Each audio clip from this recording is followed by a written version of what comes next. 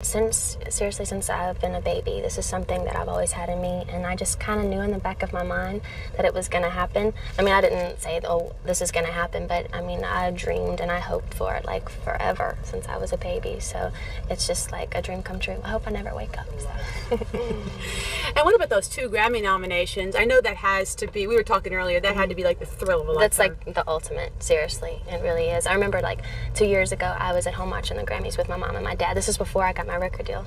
And I said, just jokingly, I was like, one day I'm going to be up there, and we were all laughing. And so then I called my mom after I got nominated, and she was like, oh, she was so happy. Now the Grammys is just like such an accomplishment just to be nominated, and such an honor, seriously. You said you're going to take your parents this year. Yeah, this is going to be the first event for my dad to go to. So he's going to be so excited. And my mom, she gets so stoked just getting dressed up. So. What is going on in your life right now? You know what? I try not to think about it. At the same time, when they tell me stuff like that, it's kind of overwhelming. I'm like, oh my God, wow, I feel so thankful and everything, but I try not to think about it too much because it makes me a little nervous for some reason, you know? I just try to be Britney, you know, and be me, and hopefully people accept that, you know? So. When do you think you realized that this was happening, that you kind of had reached the stratosphere? Probably my first show with this tour. Like the last tour I did, it was a good show, but it was a theater tour, you know. But this show was, you know, the first time I've been able to play like 18,000 people, you know, in front of them. And it's just like, when I was able to do that, that was my goal, you know, to be able to play in front of those kind of crowds. And last year, the Billboard Awards as well. When I went to an award show and I won, all of my idols were there, you know, like Madonna and Jennifer Lopez were sitting in the front row, and I was getting all these awards. I was like, oh my God, you know, it was so cool. It was surreal.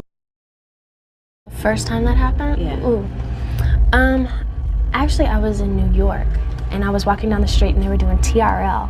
And I didn't even know what TRL was at that time. Me and my friend Felicia, my assistant, we were just walking down the street, you know, walking in New York, whatever.